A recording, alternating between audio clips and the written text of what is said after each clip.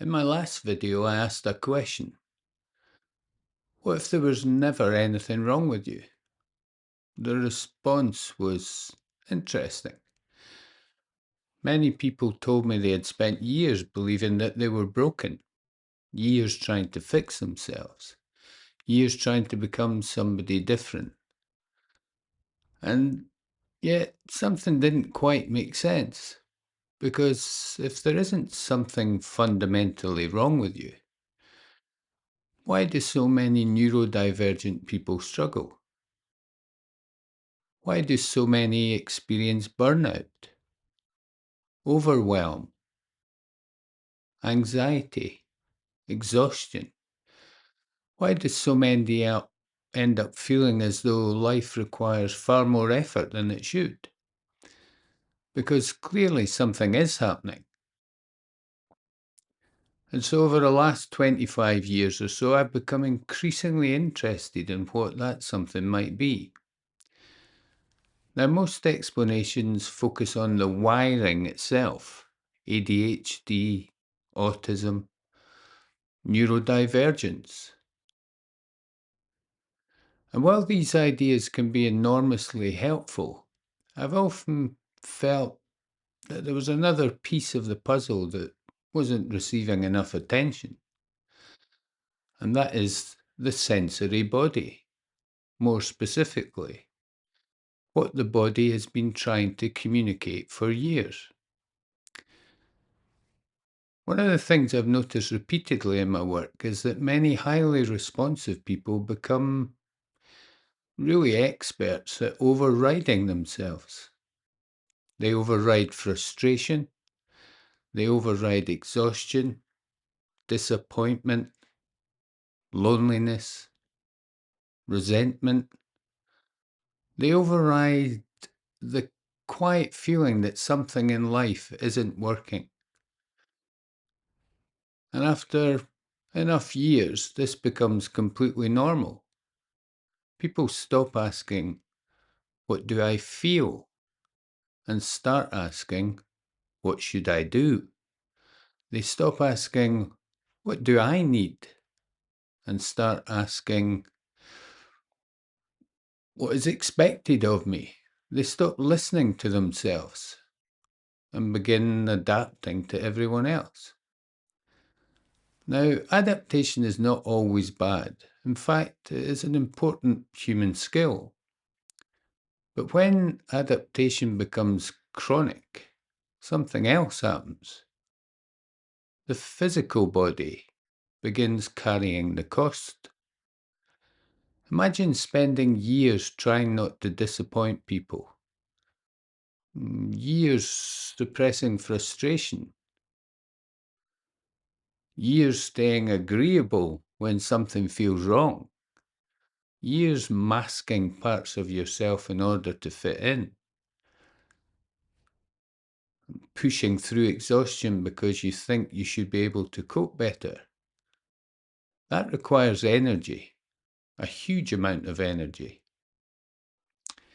And eventually the physical body starts responding, not because it's malfunctioning, but because it's communicating through anxiety, overwhelm, through mental chaos, through exhaustion, through emotional flatness, through a growing sense that something is no longer sustainable.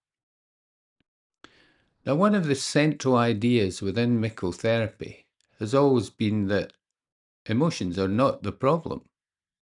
They are communication. This sensory or energetic body communicates through emotions long before it's forced into sending symptoms. Frustration often tells us that a boundary is needed. Sadness can tell us that something important has been lost or is changing. A lack of fulfillment tells us we are moving away from what genuinely nourishes us. And yet, many highly responsive people have spent years learning to suppress these signals. Not because they're doing anything wrong, but because they've been trying to survive, trying to fit in, trying to function, keep life together, and become acceptable. The problem is that suppression creates pressure within the physical body and the systems that maintain us. And over time, pressure accumulates. Eventually, the body has no choice but to communicate more loudly with various symptoms. This is one of the ideas explored throughout my new program, Wired for Wonder. Because when I looked more closely at many people who identify as neurodivergent, I noticed something interesting. The issue often wasn't simply attention or lack of it, or sensitivity, or being different.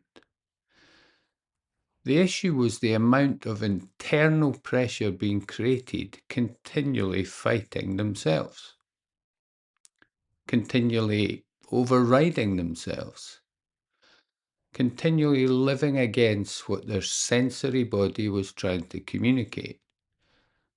And for me, that raised an interesting possibility.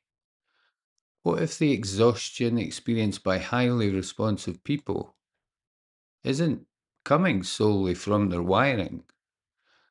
What if it comes from lifelong effort of suppressing that wiring? The lifelong effort of becoming somebody else?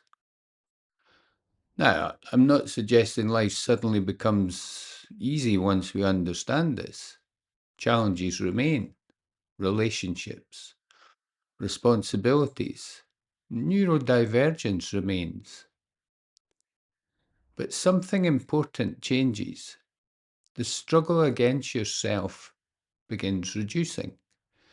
People begin listening earlier to the sensory body signals, recognizing pressure sooner, honoring boundaries more honestly, allowing self-fulfillment, trusting themselves more, and life can start feeling less like a battle. Perhaps this is one of the most important questions any of us can ask. Not what is wrong with me, but what has my sensory body been trying to tell me all these years? Because the body has never been the enemy, and it does not lie. It's been trying to guide us all along. If these ideas resonate with you, I've spent the last year and a little bit developing a new program called Wired for Wonder.